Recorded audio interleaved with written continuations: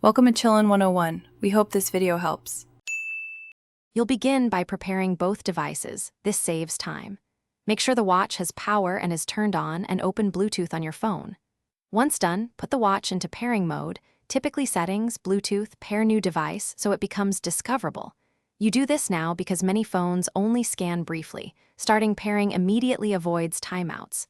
Keep the devices within 1-2 meters and watch the phone's Bluetooth list for the watch name. If required, keep the watch screen awake while pairing.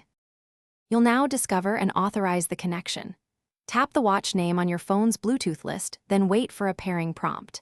Compare the numeric code shown on both displays. This prevents accidental pairing with another device, except only if they match. Next, grant requested permissions, such as notifications and contacts, so features work properly. Make sure to allow location if the OS requires it for Bluetooth scanning.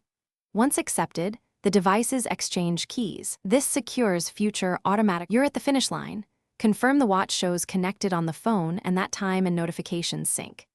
Then test core features, make a call, play audio, check activity sync to verify profiles like phone, media, and health are active. If everything works, enable auto reconnect in the watch or app settings to avoid repeating this process. If pairing fails, a common fix is to restart both devices, toggle Bluetooth off and on, remove the old pairing entry, and try pairing again. This clears cached connection errors.